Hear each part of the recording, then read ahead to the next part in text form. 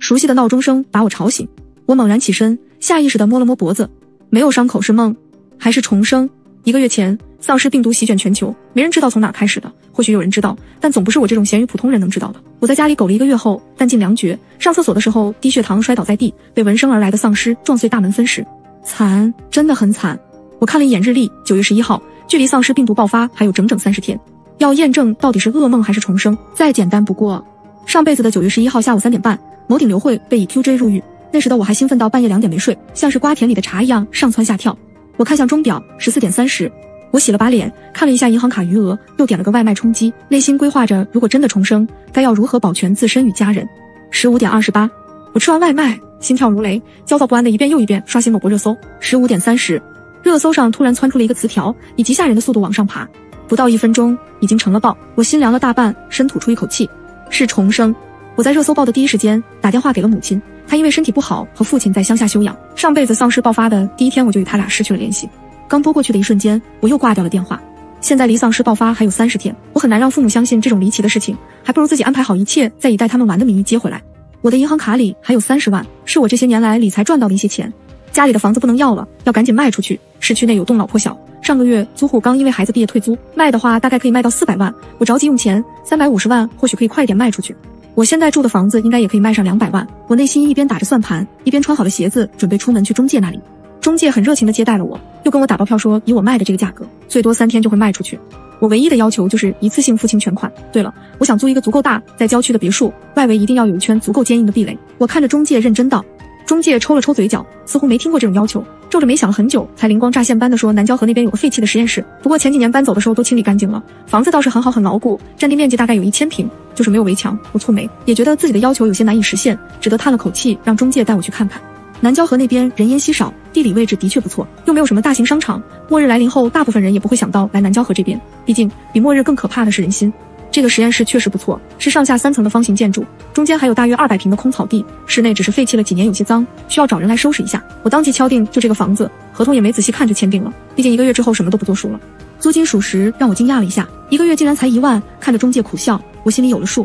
这里位置偏僻，又是废弃实验室，如果容易租出去，也不会废弃好几年了。回家之后，我先电话联系了工程队，简述了我的要求，约好了时间，又列了一个清单，事无巨细都写在了上面。直到肚子饿得咕咕叫，才发现已经深夜11点了。下了个面，就开始在网上下单，各种类型的衣服、保暖物品都各买了几百件，各种咸菜、自热小火锅、自热包、调味料各买了几千包。商家甚至以为我下错单而打电话给我，又买了些零零散散的东西，类似于胶带、纱布、碘酒、隐形眼镜、洗面奶、芦荟胶等等，又囤了好几十箱。直到30万存款仅剩1半才算作罢。网上能买到的便宜的我都已经买的差不多了，剩下的东西就需要亲自去买了。我揉了揉头，又在明天要做的事项里添加了一项，租一辆卡车。父母的存折里有每个月的退休金和从前的工资，现在大概也有40-50万了。我想着明天得去取出来，要不是末日，我这么干可真是个大孝子，偷父母养老金存折名场面有了。我胡思乱想着，闭上了眼，养精蓄锐，革命尚未成功，同志还需努力呀。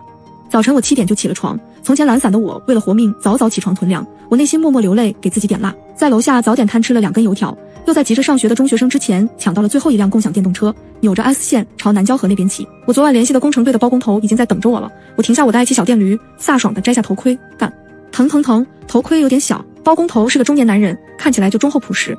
叔，我打算把实验室这一圈用围墙围起来，大概围个直径1500米的围墙，要高20米，同时在里面再围一个直径1000米的围墙，同样高20米。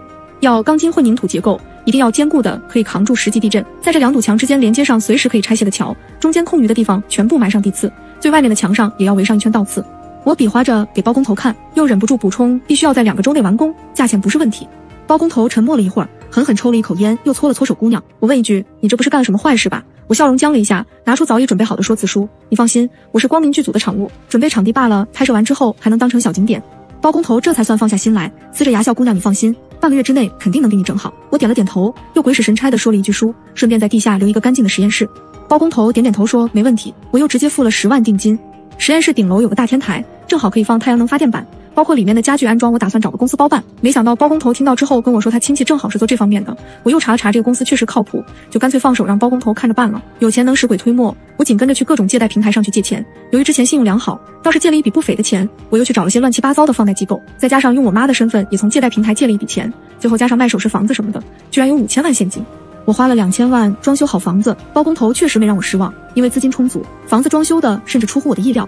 包工头亲戚按我的吩咐整理出2个500平米的储藏室，又把实验室前的空地开垦了出来，还在实验室后面捐出了牛圈、猪圈等饲养牲口的地方。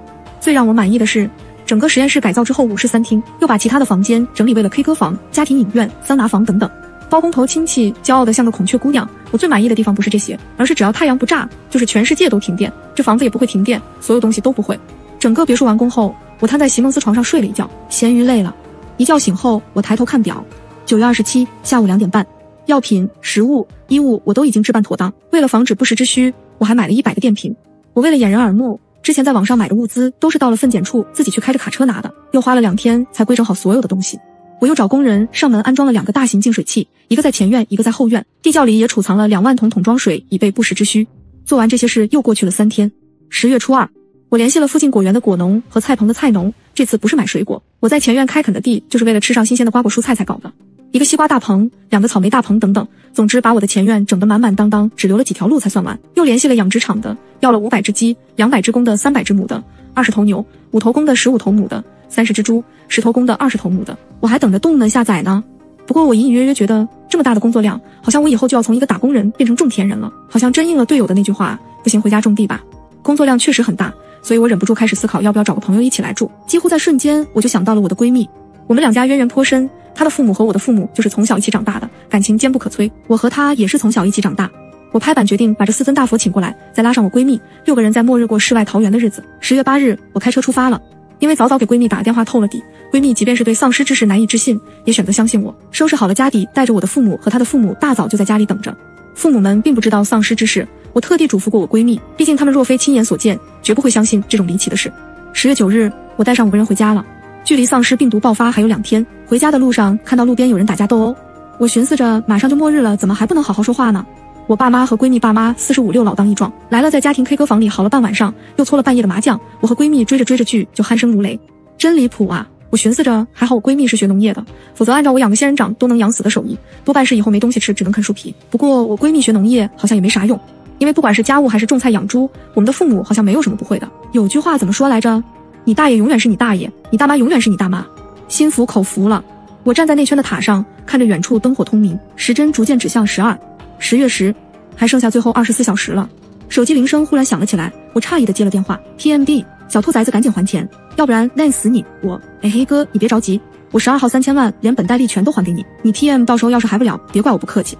对面不客气地挂了电话，我翻了个白眼。Who care？ 其实说不迷茫是假的。我不知道丧尸爆发后要多久才能恢复正常的人类社会秩序，也可能是达尔文的丛林法则，这辈子我都等不到那天。但是好在现在父母健在，闺蜜也在身边，身为一个咸鱼，只需要吃吃喝喝就好。12.3，赶紧过来包饺子，不包你等会别吃饭。我妈拿着擀面杖，眼神危险。我一个咸鱼打挺，从床上坐了起来。来了，周欣欣也躺着 TIMR 呢。我瞥了一眼旁边因为打野中线开怒而开麦骂骂咧咧的周欣欣，突然就理解了周欣欣怎么会没有男朋友。你管欣欣干什么？我没叫着你是不是？磨磨唧唧的。然后我顶着胳膊上的一条红印子起来，苦哈哈的擀饺子皮。周叔周姨在外面打理菜园，让我比较惊讶的是，周叔居然就在这2天自己用挖掘机啃了一个小池塘出来，在里面养了鲫鱼、草鱼什么的，又出去砍了几棵树堆在那边，看起来是打算做个小亭子。果然，长辈的战斗力让我怀疑人生。包完饺子煮好，已经傍晚6点了。我们坐在餐厅准备吃饭时，我搬过投影仪来往旁边一放。12.3，你干什么？吃饭捣鼓什么投影仪？真好，又挨我妈训了。妈，咱们看个新闻，了解一下时事政治吗？我使了个眼色给周欣欣，周欣欣秒懂，帮腔道对呀，叔叔阿姨爸爸妈妈，咱们看个新闻。我妈果然还是比较喜欢周欣欣，立马和蔼了不少说都听欣欣的。呵呵，第10086次怀疑我和周欣欣出生时候报错了，周欣欣才是我爸妈的孩子。如我所料，新闻正在紧急通知全国各地有大型聚集闹事的活动，直播出的画面都打上了马赛克，只能看到红乎乎的一片。新闻里谴责了这种行为，同时让民众居家隔离，等待军队武力镇压此次暴乱。长辈听到军队介入之后，明显松了口气，啧啧地讨论着和平盛世怎么会有这种事情发生。只有我爸联想到这个房子，忍不住皱着眉头问我23是不是军队镇压不住啊？我愣了一下，知道父亲猜到了，叹了一口气，娓娓道来是，这不是什么不法分子暴乱，而是丧尸爆发。今晚12点之后，丧尸末日将彻底到来，至少1个月内，任何人类组织对此束手无策。这次爆发是全球范围内。母亲和周一下的张大了嘴，我揉了揉头，安慰道我已经做好了所有的准备，至少我们现在这里是铜墙铁壁，丧尸只要进不来，咱们可以安稳的生活到丧尸被有效控制，在此期间我们衣食无忧。我带着长辈转了一圈大大小小的储藏室，他们才算是松了一口气。23，你该提前告诉我们，至少还能一起应对。父亲眼里都是心疼。对呀，你从小那么懒的一个人，酱油瓶倒了都不扶一下，居然一个月做了这么多，你哪来的钱？母亲紧跟着道：啊，我善孝就是借了点贷款，现在末日了也不用还了，然后又拿了你俩的存折什么的，顺便卖了房子还有首饰。我声音越说越小，最后直接像蚊子哼哼一样。阿姨你咋了？阿姨！周欣欣尖叫，抱住眼一翻就要倒下的我妈。逆子！我妈西子捧心状，泪眼婆娑，我最爱的首饰你居然都卖了，你明天别吃饭了。我就知道。周一和我妈早早就去睡觉了，我和周欣欣还有我爸周叔一起站在外圈顶上的特制遮光棚中往远处看。11点59，月亮颜色以一种极快的速度变成暗红色。12点整，外面突然火光冲天，我甚至能隐约听到凄厉的惨叫声。变异的源头在上辈子那1个月，我仅知道了2个。第一个就是今晚的月光，被月光照在身上的话，会以极快的速度变异成为最普通最弱的那种丧尸，行动迟缓，没有自主意识。而第2个才是最恐怖的，明天早晨7点开始，一场暴雨会持续3天3夜。所有不幸被雨水淋到或者喝到了被雨水污染的水的人，会有2种结果，一种是像被强酸腐蚀一般痛苦的死去，一种是变异成为第2种类型的丧尸。而恐怖的地方在于，这种丧尸不靠吃人传播，他们仅靠体液、呼吸道传播，传染力极强。一个2型丧尸可以传染给无数个1型丧尸。不幸中的万幸是雨水只对人体呈腐蚀性。那你最主要想说什么？周欣欣忍不住打断我。当丧尸也是个技术活呀，要想事前显贵，必得事后遭罪。我捋了一下不存在的胡子，摇头晃脑。我看我爸搓了搓快控制不住拍我脑袋的手，适时闭上了嘴。火光愈盛，把黑夜几乎都要照亮。我打了个哈欠，确定附近暂时没有异象之后，穿着特制的防护服一起回了房间里。接下来要宅在家里整整3天。互相道了句晚安之后，我回到了房间里，打开手机，4G 信号还不错，又上某博上看热搜，果然几乎整个热搜榜都被豹子霸屏，全都是今晚的异象。吃我一记喵喵拳！救命！楼下那是什么？为什么一堆人不回家，像幽灵一样？咏春高手回复：吃我一记喵喵拳。好像是 censor， 现在这2个字已经被屏蔽了，根本发不出去。俊妻 YYDS， 不要抬头看月亮。为什么我手机上官方给我发这条消息？不喝南瓜粥。回复：俊妻 YYDS， 月亮很美，抬头看看吧。我翻着热搜底下的微博，长叹一口气，同时短信叮一声发送了过来：不要抬头看月亮。是官方，即便早就知道，我的心里还是有些暖。真是不枉费我放了一书架的马列经典著作和毛概，双向奔赴真棒。我脑补出了一系列文。肚子突然有些饿，我想着今天放了包螺蛳粉在厨房，眼泪忍不住从嘴角流了出来。我偷偷摸摸地开门，走到2楼的小厨房，突然听到里面有窸窸窣窣的声音。我瞬间冷汗布满了后背，那个东西似乎也发觉了什么，不再发出声音。我忍不住懊恼，如果我死了，一定是馋虫害死的我。正当我慢慢向后退，准备去侧间拿砍刀的时候，我那憨批闺蜜突然出声：沈23，你也过来找吃的？周欣欣大大咧咧地问我。干，怎么是你？我松了一口气，啪一声打开了厨房的灯。周欣欣嘴吃得通红，稀溜稀溜的嗦着粉是我呀，我饿了。你吃的什么？我松了一口气，白眼几乎要翻上天。啊，不知道谁放在这里的螺蛳粉啊。周欣欣擦了擦嘴，打个饱嗝。我尖叫一声，委屈的口水从眼角滑落。你，我特意放在这儿晚上过来吃的。那你去再拿1包吗？爱你，波波。周欣欣撅着嘴亲过来。找吧，放螺蛳粉的小储藏室在我妈卧室旁边。你怎么不去拿？我妈会生吃了我。我气成河豚一样嘟嘟囔囔。阿姨好，我回去睡觉了。周欣欣讪笑着看向我背后，脚底抹油开溜。沈23半夜3更不睡觉，你好什么呢？我妈带着怒气又克制的声音从我背后传来。我僵硬的转身，妈你听我说。早晨起床的时候，肩膀屁股还是有点疼。周姨心疼的埋怨我妈怎么还打人，我妈瞪了我一眼，我默默地摘下来博取周姨同情而自己缠的绷带。我们决定每天吃饭的时候都打着电视放新闻，以便第一时间获取新的丧尸资讯。酸雨的这3天，丧尸情况越来越严重。我安在第1层墙上的监控甚至拍到了又几个丧尸在附近500米左右啃食人类的视频。我并没有及时发现，不过就算及时发现了，也没有什么办法去帮助那个人。毕竟我国枪支管控比较严格，我储备的都是冷兵器。周叔和我父亲年轻时喜欢射箭，我也买了很多箭和10几把弓，好在紧急时刻用来对付丧尸。不过南郊河虽然位置不错，上辈子在这里没有太多丧尸，但还是有关乎我们性命的一个点。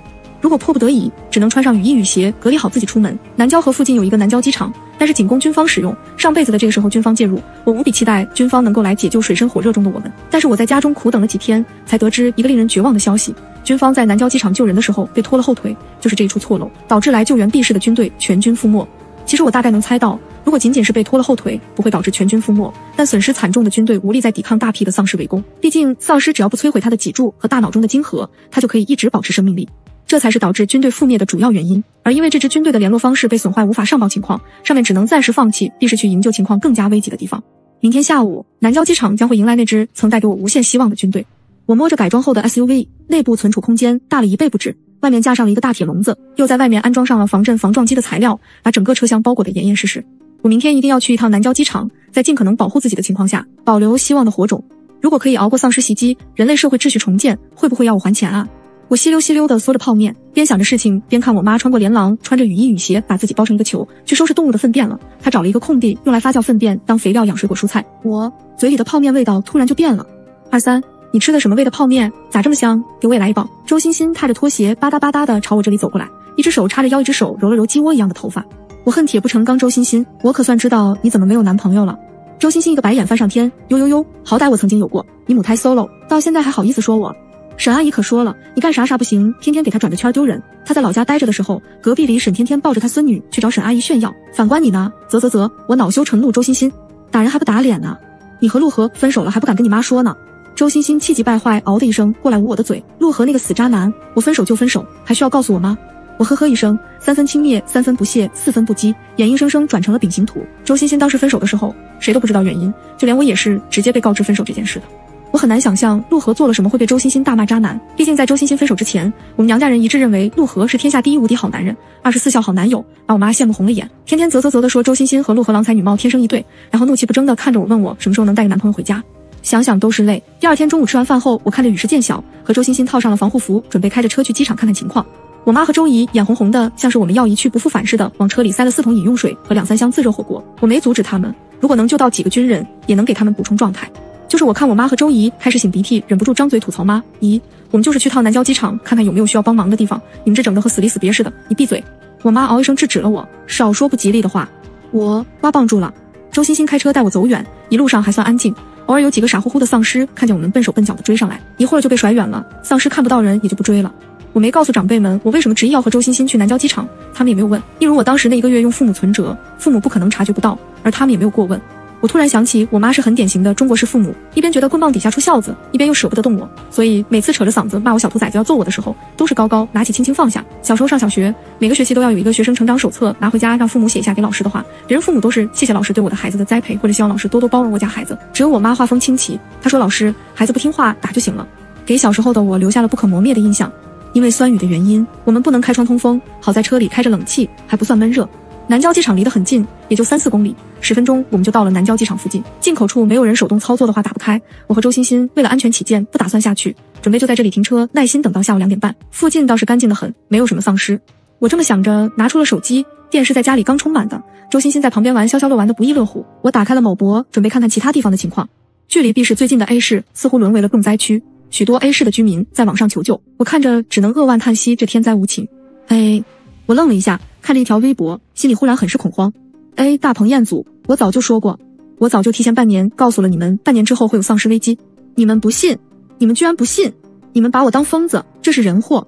再点进去，我发现这条微博已经被删除了，只是一个愣神的功夫，我赶紧去搜索这个人的主页，却发现已经显示注销了。A 大是全国生物专业 Top 1的大学，在世界上都非常出名，可以站到前3位。瞬间，微博上的网友就炸开了，有些手快的截了图，拿着截图艾特 A 大质问这是什么意思。本来这种时期就人心惶惶，这张截图半个小时不到直接广泛流传到了国外， A 大一时之间成为了舆论中心，官方微博直接沦陷。我愣了神，想着为什么自己不知道这些事情，或许是上辈子为了省电，一天只打开手机几分钟，才没有看到这个消息。我不清楚事情的真相，挠了挠头，有些莫名的心烦意乱，打开了微博的附近，想看看有没有什么最新消息。不喝南瓜粥附近500米，救命啊！谁能来救救我们？我们被困在南郊机场仓库这里已经2天了，谁能救救我们？我愣神，看着不远处大门紧闭的仓库，想到上辈子军队大概率是被这里面的人不知道发生什么拖了后腿，损失惨重的，我的脸色突然有些难看。我就是一个俗人，如果这支军队不是必是恢复正常秩序的希望，我绝对不可能冒着一丝风险出来找这个军队。在这种危难关头，我一个手无缚鸡之力的弱女子，只想保护好身边的家人。我犹豫着把这件事告诉了周欣欣，周欣欣下意识的回答我肯定要救啊，怎么能不救呢？周欣欣意识到什么似的，看着我难看的脸色，突然沉默了一会儿。我和我爸妈的命还是你救的。23，我没有什么发言权，但是我沉默了须臾，最后决定把车子开到仓库门前，堵上了仓库门，防止有丧尸进来。周欣欣明显松了一口气，我却没有那么放松，只觉得又是一堆令人头疼的事。我看了一眼表，2点30了，军队差不多快到了。仓库里的人似乎有所知觉，把旁边的一个窗户偷偷摸摸地开了一条缝，窥视着外面的情景。一个瘦弱的女生垂着头小声地问我们：你们是看到微博来救我的吗？我阻止了周欣欣想拿一瓶水和面包的动作，反问那个小姑娘：你是谁？你们怎么到这里来的？女生的声音细若蚊蝇，我叫徐若，也是不喝南瓜粥丧尸爆发之后，我想着南郊机场一直是军用机场，或许会有军队保护，可是我来了之后才发现，徐若的声音突然很急促，像是想到了什么惊悚的事情。你别着急，喝口水慢慢说。周欣欣还是忍不住给了他一瓶水，我抿了抿嘴没说什么。谢。徐若费劲拧开了瓶盖，咕咚咕咚，一瓶水见底，才算平复了些呼吸，泪眼婆娑。我来了之后才发现，在这里驻守的军队全部被感染了。我在被发现之前跑进了这个仓库，仓库里的其他人在出去找食物的时候，没有那么幸运，只剩下了我一个。我垂眸不置可否，想起了什么，总觉得徐若并非善类。姐姐可以让我上车吗？带我离开吧，求求你们了。徐若看我不说话，朝着周欣欣直直地跪了下来，眼里还带着泪。周欣欣不说话，却转头看向我，眼里有些恳求。我默不作声，朝着周欣欣摇了摇头。在周欣欣之前开口，你起来吧，先进去，我不清楚仓库里面到底还有没有人，不能打开车门放进来。徐若急的声音哽咽，姐姐，这里面真的只有我了，其他的人都死了，呜。你先休息一会儿吧，我看着门口不会有丧尸过来，等下我接到我需要接的人再开车门救你。我揉了揉太阳穴，放柔了声音，也忍不住怀疑自己过于敏感。之前看某博的时候，徐若发的那个月色很美，抬头看看吧，或许只是小女孩玩心重。周欣欣为了安抚徐若，在旁边放下了消消乐的手机，和徐若聊着天。徐若今年19岁，比我和周欣欣小6岁。呀，要有军队来救我了！徐若惊呼一声，开心地捂住嘴。怎么回事？周欣欣关心道。我在某博上发的动态，有一个人私聊我了，说他们是军人，即将到达南郊机场，让我保护好自己。两人正聊着，头顶上一阵嗡鸣，我抬头一看，一架飞机正在准备降落。我看着机场里面暗骂一声坏了，我推测机场里面的变异军人全都是一级丧尸。一级丧尸听觉不算敏锐，但是飞机的嗡鸣声足够让他们听到了。因为一级丧尸跑得不算快，而军队下飞机第一时间是来救援徐若，并没有去探查附近的情况，导致后来被姗姗来迟的丧尸群堵在了仓库里。事实证明我猜对了，远处一群穿着迷彩服的人从飞机场下来，就来了一队20几个人往这里跑，其他人则分散开，可能是去找车。你好，我是华夏陆军解放军775营的少校陆和。远处那20几个人很快跑到了距离我们大概20米的位置，领头的那个敬了个礼，声音还有些喘。我听见熟悉的声音愣了一下，第一时间扭头看向周欣欣。周欣欣明显僵了一下，不可置信地扭头看领头的那个男人。男人一身笔直的军装，外面套着军绿色的雨衣，因为长期训练，皮肤晒成了健康的小麦色，帽檐下高挺的鼻尖沁出了几丝汗珠，下颌线棱角分明，喉结微微滚动，双腿笔直修长，蹬着一双军靴，除了比之前黑了点，还是那个样子。我有些担心周欣欣的状态，转头看向身边，却发现周欣欣嗷的一声打开车门，扑进了陆和怀里。你个死渣男，怎么是你呀？呜呜！周欣欣嗷嗷的哭，眼泪鼻涕都抹在了陆和的身上。陆和身体僵硬了一下，试探着开口：欣欣。我看了一眼机场那边，有些着急。欣欣，先别叙旧了，赶紧的让你男人把那边的军人全都喊过来，机场里都是丧尸。周欣欣难过是难过，也分得轻轻重缓急，长话短说，告诉了陆和我们获得的消息。陆和皱着眉，用通讯仪呼叫在机场探查情况的人，赶紧在机场停车场开一辆卡车出来。那边连连应好，只是语气也明显有些惊恐，看起来是遇到了丧尸群。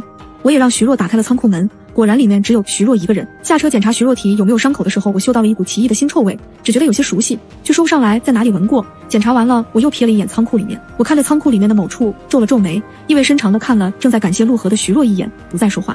在机场的那部分军人开着卡车过来了，后面跟着一群军装丧尸，看起来整个机场的丧尸都在里面了。这次倒是很容易地接到了徐若，或许是我们先来了引起的蝴蝶效应，虽然也因为没有防备牺牲了30多个战士，但还是有400多个战士平安无事。我和周欣欣开着 SUV 在前面引路，陆和的部队在开着4辆卡车跟在后面。徐若扭扭捏捏地说自己害怕，缠着要跟陆和在一起。周欣欣倒是没在意，随他去了。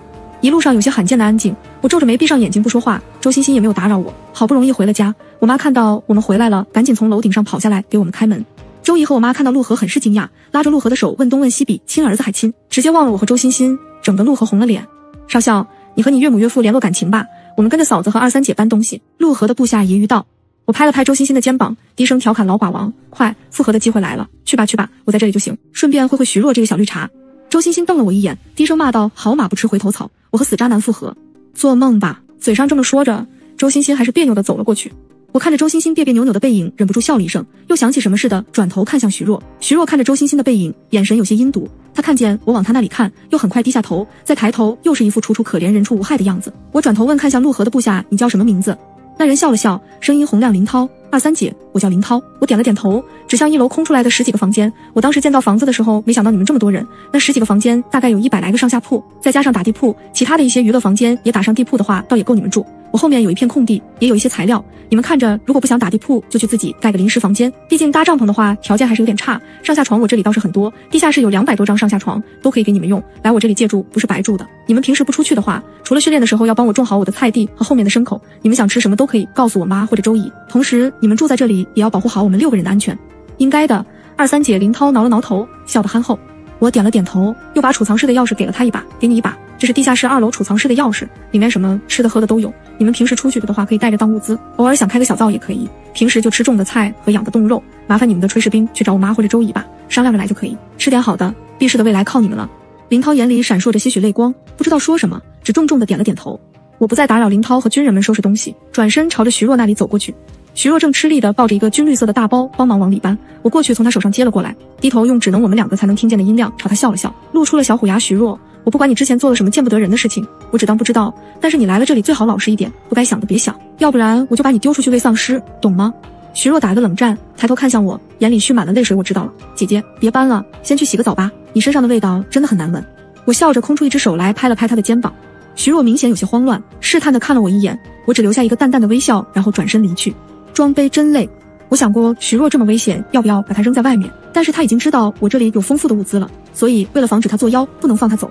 一些事我只是懒得说，不是眼盲心瞎看不懂。不得不说，陆河部队的炊事兵做饭真的很好吃，当我辣到嘴肿成香肠，一边嘶哈嘶哈的继续夹着水煮肉片往嘴里塞，一边吐槽我妈做饭难吃的时候，我挨了这个月的第138次打。有个亟待解决的问题是我存的饮用水够我们喝了，但是陆河的部队来了之后，为了长远打算，每次陆河他们出去探查情况、救援被困人员的时候，都会找点水回来，倒也不算是什么问题了。值得一提的是，陆河他们又在外面建立了一个救援站，目前和 B 市其他的民间救援组织取上了联系，也和上面取得了联系。陆河派了大半的兵力驻守在外面的那个救援站，还有小半兵力大约100多人留在我这里。欣欣，陆河叫住周欣欣，一脸无奈，还在生气吗？咔嚓咔嚓咔嚓，别叫我欣欣。陆河，你好意思问我还在生气吗？你是我谁呀？咱俩已经分手了，知不知道？周欣欣像是炸了毛的小兽，瞪着陆河。咔嚓咔嚓咔嚓，我听说咱们2个闹别扭之后，你到处说我死了。陆河摸了摸鼻子，有些哭笑不得。那又怎样？周欣欣有些心虚。还有，咱俩不是闹别扭，是我和你分手了。咔嚓咔嚓咔嚓，好，当时是我的错，宝贝和好吧，好不好？陆河叹了口气，揉了揉周欣欣炸毛的脑袋。咔嚓咔嚓咔嚓，你 TM， 你就不是男人？那你当时为什么说了一句你要离开一段时间就直接走了？我怎么联系都联系不上你？周欣欣气红了眼。陆河突然拥周欣欣入怀，下颌抵在周欣欣的额头上，有些委屈又有些愧疚的开口，当时我接到了秘密任务，直到2个月前丧尸爆发，我只能被迫终结秘密任务，抱歉欣欣，我以后不会了。周欣欣委屈巴巴的抽抽搭搭的。咔嚓咔嚓咔嚓，沈23，你嗑完你的破瓜子了没？看完戏了没？周欣欣忍无可忍，擦了擦泪，转头过来，我求饶的话还没说出口，就被一瓜子带套在了脑袋上，拍倒在地。我的生活有滋有味了起来，真的，天天躺尸在床上玩手机或者 K 歌打麻将，到了时间吃炊事兵大叔做的味道贼棒的饭，不比当社畜舒服吗？就是周欣欣这个狗贼，只要陆河回来，必然给我喂狗粮喂到撑。陆河说 B 市人类基地建立的有声有色，收复 B 市指日可待。徐若也跟着去了人类基地。我问周欣欣担不担心陆河被徐若那个小绿茶勾搭走，周欣欣一脸迷惑问我为啥说徐若是绿茶呀？ OK， 是我多虑了，这2口子一个比一个直。不过我还是提醒了一下陆河，别被徐若背刺了。那天我下去检查徐若身上有没有伤口的时候，闻到了一股腥臭味，还隐约有腐烂的味道。我当时没有想明白这是为什么，后来又看到仓库一角有被撕咬过痕迹的残缺的尸块，后面丧尸群过来的时候，我并没有看到有丧尸穿除了军装之外别的衣服。徐若的账号还曾经诱导别人成为丧尸，一切忽然就解释通了，为什么徐若在不吃不喝最少2天的情况下还有力气做这做那？为什么本来不止徐若一个人的仓库，我们去救徐若的时候只有徐若一个人？有心机不可怕，坏也不可怕，有心机又坏才可怕。我不知道是什么事会让一个19岁的小姑娘变得这么可怕，或许是末日到来，她暴露了自己的恶，也或许她本就不是善类，只是从前有正常的社会秩序去约束她。不管怎样，她离开我们这里，去人更多的已经逐步恢复社会秩序的人类基地都是最好的选择。12月20日，距离春节还有42天，天气已经开始逐渐转凉了。我最近偏爱和周欣欣窝在床上支个桌子煮火锅吃，就是有点子经常见到床单上，我妈每次看到都要扯着嗓子教训我一通，然后话题逐渐转为我干啥啥不行，周姨都要抱外孙了，我还是连个男朋友都没有。我也是嘴欠，总要跟一句那我明天随便找个人努努力，9个月后尽量也让你当姥姥。然后又是一顿竹笋炒肉。说起周欣欣为什么会怀孕，主要还是这俩人分别太久干柴烈火，忘了带套，结果一下就中招了。得知怀孕之后，周欣欣惶恐不安，倒也不是怕周姨周叔那里，毕竟两人没闹别扭之前已经谈了7、8年的恋爱，本来都想好什么时候结婚了，结果因为陆河的秘密任务推迟了。他主要惶恐于现在的条件没办法照顾好宝宝，如果宝宝出了什么事情，他不会原谅自己，因为是他的失误才导致的这件事的发生。陆河得知此事之后有几天没回来，周欣欣的心都凉了大半，直到受到有些脱相的陆河站在周欣欣面前拥她入怀，周欣欣才知道陆河这几天彻夜不眠收回了一个医院，又在幸存者里面召集了医生护士和志愿者，看着医院重新运作起来，陆河才放下了心回来找周欣欣。周欣欣委屈的直掉眼泪，说以为死渣男又要跑路。陆河任由周欣欣捶打自己，只是静静地站在那里不动。我只觉得又被塞了一嘴狗粮。至此，周欣欣才算是安安稳稳地开始养胎，准备蜕变成为一个伟大的母亲。上文说我最近比较喜欢和周欣欣窝在被窝里支个桌子吃火锅，其实我只是偏爱吃火锅。刚切好的肥牛用筷子夹紧，放在红油锅里咕嘟8秒，捞起来蘸着我自己调的火锅酱料，塞进嘴里满满一口，好吃的快咬掉舌头。偏题了，至于周欣欣，我已经和她从亲到穿一条裙子逐渐转变为嫌弃了。谁吃火锅锅底是清水加枸杞呀？周欣欣。现在全家禁止周欣欣吃一切垃圾食品，我妈和周姨天天喂周欣欣吃什么新鲜菜式，愁白了头。周欣欣看见我吃火锅嘴馋得很，就偷偷跑来我的房间吃火锅。我为了迁就她，只能忍痛把红油锅变成嘴里淡出鸟的清水锅。这种日子真是过不下去了，好在陆河救了我，送我了一张红油锅1周限时卡。他把周欣欣接去了人类基地那里的医院，做了个全身检查。据说现在全基地都知道那个长得很好看的少校有一个温温柔柔心地善良的老婆，他们快有孩子了。不过有人在的地方就有谣言，当我后来去人类基地探视刚生产完的周欣欣的时候，谣言已经变成了周欣欣和陆河非常恩爱，在一起7年，这是第6个孩子了。这些都是后话，并不重要，最重要的是我因为吃了1个周的红油锅，脸上冒了4、5、6、7个大痘，偷吃火锅的事情败露，我被我妈训了一顿之后，含泪上交了我的小锅。路过的炊事兵大叔一脸震惊，转而眼中出现浓浓的失望和被背叛的颓废，嘴唇动了动，我好像听见大叔说，你说最喜欢我的水煮肉片，却偷偷吃了1个周的火锅。还有一个周就春节的时候，陆河回来了一趟，他眼神严峻，说是生物专家解剖数十具丧尸尸体后，发现丧尸病毒或许是某种化学物质变异的后果，这种变异很有可能是人为。同时上面发来一些绝密消息，他要出去一趟，或许短时间内回不来。我莫名想起来了之前某博上看到的那个人发的消息，总觉得有什么未知的关联。周欣欣有些担心的给陆河寄上了微博，知道这是陆河的使命，也没有劝阻。我们一起吃了一顿好饭，就当是提前一起过了大年夜。吃完饭之后，陆河便匆忙离开了。让我有些迷惑的是，陆河离开之前意味深长地看了我一眼，好像一个神经病。今年的雪来得格外晚一些，都快要春节了，才洋洋洒洒的下了第1场大雪。周欣欣怀孕了，怕冷，今年就只有我一个人在外面堆雪人，冻得手麻木了，才堆起一个不到我膝盖高的迷你雪人。我看着小雪人乐呵呵的各个角度，都给她拍了几张美照，回家炫耀般的拿给周欣欣看。周欣欣要当妈之后，脾气比之前温柔了很多。从前我在她面前挑衅她，她会嗷的一声过来跟我撕，现在肚子里有个幸福的小累赘之后，只会温柔的摸着肚子看向我，等我卸了货，第一件事就是撕了你。周欣欣没有双重人格，我是不信的，要不然怎么会暴躁又温柔？春节那天，全家上下喜气洋洋。我妈和周一大早晨就在厨房忙着准备年夜饭，怕做的不够多，又在院子里支了2个大锅。我啃着辣条，看他们忙前忙后，莫名有种欢喜的滋味。年夜饭很是丰盛，吃着饭，我妈就催我给亲朋好友、老师同学发消息拜年，说万一有人幸存，现在在人类基地呢。过年了，希望就来了，拜年必不可少。我点了点头，开始扒拉通讯录准备群发。突然我看到一个名字，忍不住念了出来，史密斯老师。我有些发愣，忍不住去回想这个史密斯老师是谁，却突然头痛欲裂。史密斯老师也要给他拜年哟，顺便问候一下他现在安不安全。我妈抬头看我一眼，紧跟着道。我刚想问史密斯老师是谁，却突然脸色一白，迷失在脑海里的一些记忆破绽而出。我嘴唇有些哆嗦，拼命让自己冷静下来。我强装镇定，跟长辈们说我去个厕所。我妈皱着眉头挥了挥手，让我快去快回，菜凉了就不好吃了。我浑浑噩噩走进厕所，把门反锁。想起来了，我全部想起来了。我叫沈23，是 A 大生化系的博士生，我的导师叫史密斯，他是我校高薪从国外聘请来的老师，也是闻名国际的生物学家。他以要做实验顾不得许多为由，只收了我一个人。都说天才在左，疯子在右，在我眼里，史密斯老师是天才，更是一个疯子。他为了研究某项问题，可以废寝忘食到1个月，闭门不出，眼睛却亮得发光。他无比欣赏我，说我是他最有潜力的学生，却不是最完美的学生。后来我才知道他口中的完美是什么意思，我也因为他的欣赏而留下了一条命。他是个极端的达尔文丛林法则信徒，所以当我看到史密斯老师研究室里满满的丧尸体标本之后，我愣住了。我吐得昏天黑地的时候，史密斯老师出现在了我的面前，他用一种自豪的语气说，沈，我的学生，你看到我的研究成果了吗？他们现在即便是断手断脚也不会痛苦，他们生命力那么顽强，我是他们的父亲，我是他们的创造者，我爱他们，快来和我一起投入这项事业吧，你将成为我的第一个也是唯一一个完美无瑕的学生。我发疯了一样，从质问他为什么这么残忍到让他滚回自己的国家蹲监狱，几乎口不择言。史密斯的眼神逐渐从狂热变成失望，到最后的很厉神，他轻声说，我会给你看的，给你看我的孩子们成为世界上的新生命，占领整个世界，开创新的文明。你是我最有天赋的学生，我不会杀了你，我只会用一些小电流干扰你的记忆，让你能够在我的孩子占领整个世界的时候存活下去。看到我的成果后，我非常期待你能够回来助我一臂之力，我最爱的学生。呸！疯子我怨毒地瞪着史密斯，如果丧尸是更高级的文明，那有一天你被丧尸杀了，你也心甘情愿吗？当然我只会后悔我是这样的低等文明。在史密斯扭曲的笑意之中，我逐渐失去了意识。回想起一切之后，我强撑着笑意吃完了这顿团圆饭。所以从一开始就没有什么重生，有的只是我被篡改的记忆。那个 A 大彭彦祖应该是我的某个学弟或者学长，像我一样偶然发现了史密斯的行径，现在应该也是凶多吉少。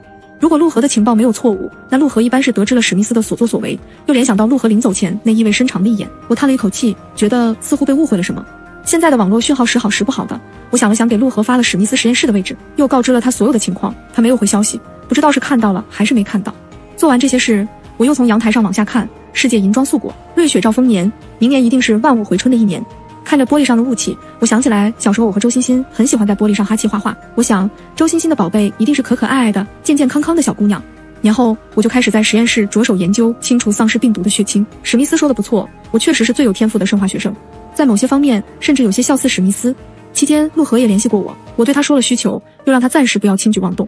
他应了我，托人送些上面对丧尸病毒的研究资料送给我，又找了好几个生化学家来我这里一起研制丧尸血清。我把自己关在实验室整整3个月，当淡黄色的液体逐渐推入丧尸身体中，丧尸逐渐恢复人类意识的时候，我松了一口气，晕了过去。醒过来之后，周欣欣在我床边抽抽搭搭的哭，我扯了一个比哭还难看的笑，继续嘴欠你这是给我哭丧呢。我看着周欣欣的拳头又动了动，最后还是顾及我的虚弱松开了手。你瘦的皮包骨了都，死人都没你这么白。医生说你是低血糖晕倒了，你都不知道阿姨和我妈看见你晕倒有多担心，我吓得差点早产。丧尸血清已经开始大批量生产了，只是他们虽然恢复了人的意识，有些断胳膊断腿的却没办法重新生长出来，而有些大动脉破裂或者是心脏肠子掉了一地的也回天乏术。一场春雨一场暖，一切看起来都欣欣向荣，向好的方向发展的时候，一记重雷落在了我的头上。我不可置信地看着林涛，平时铮铮铁骨的林涛罕见地红了眼。23姐，嫂子现在怀着孕，我不敢跟她说啊，史密斯那个老杂种。我沉默了半晌，让林涛先回去了。陆河的遗物还在路上，他是人民的英雄，是国家的英雄。陆河在最后一次总攻的时候找到了史密斯，搏斗中不慎被史密斯咬伤，陆河这才发现史密斯也给自己注射了丧尸病毒。他试着给史密斯注射丧尸血清，却发现我研制出来的丧尸血清对史密斯来说根本不起作用。我在陆河随身携带的摄像头上看到了当时的场景，陆河抓住机会给史密斯注射进血清之后，史密斯笑得发狂，哈哈哈哈哈，这个血清是不是我亲爱的学生沈研制出来的？他果然是一个天才，可惜与我的想法背道而驰。在绝对近的距离内，陆河受到遏制，只能与史密斯近身搏斗，没有用的。这个血清，我已经研究出了更高级的丧尸病毒，已经被我注射进了自己的体内。那么陆少校，你就成为我第一个传染的人吧，这是无上的荣耀。摄像头因为陆河激烈的动作掉在了地上，画面一黑，导致我只能听到声音。做梦林涛，点燃炸弹！陆河咬着牙嘶吼，这是命令，点炸弹，绝对不能让史密斯跑出去，否则我们之前做的一切都要重新再来。一阵搏斗后，巨大的爆炸声传来，随后土地上归于一片寂静。陆河的遗物安置到了地下室，周姨得知陆河战亡的消息，哭了好些天，全家人都小心翼翼地瞒着周欣欣。看着周欣欣每天欢欢喜喜地等待陆河归来的模样，我一时不知道怎么开口。周欣欣兴奋地跟我说，现在日子越来越有盼头，她昨晚还梦到陆河，她还有肚子里的小宝贝在公园春游，没有丧尸，没有痛苦，只有一片欢声笑语。我只觉得眼眶一热，几乎要落下泪来。莫名想起很久之前学的一句古诗，可怜无定河边骨，犹是春闺梦里人。周欣欣的产期很快就到了，我去看周欣欣和小宝贝的时候，还听旁边的大姨议论纷纷。听说陆河少校和他夫人非常恩爱，在一起7年，这已经是第6个孩子了。只是可惜陆少校他爱进了病房，周欣欣正温柔地亲吻着小宝贝的额头，果然是个漂漂亮亮的小姑娘，集周欣欣和陆河的优点于一身。周欣欣见我进来了，笑着让我来抱抱小朋友。我问她想好小朋友的名字了没有，周欣欣红了红眼，叫念和。我愣住，轻轻拍着陆念和背的手僵了僵，看向周欣欣。哎呀，我又不是傻子，我妈那几天眼通红，你们都不敢看我，我就明白的差不多了。她为了国家扔下了我2次，我不会原谅她了，除非她下辈子给我做牛做马。周欣欣用轻松的语气说出来，却忍不住哽咽，她也算是为了人民的安定奉献了自己。她是个英雄，但不是一个好爸爸。我沉默良久，陆念和似乎受到他妈妈的感染，哼哼唧唧地哭了起来。周欣欣看向窗外，这世界如她所愿，正在慢慢的一点一点的重新变好。2022年3月，又是一年春风拂面，国土境内彻底消灭了所有的丧尸，人类社会恢复秩序，国家给陆河等牺牲的军人举行了隆重的追悼会。同时，国家开始对其他仍在丧尸病毒袭击中的国家伸出援手。周欣欣说，这盛世如他所愿，这盛世如他所愿。全文完。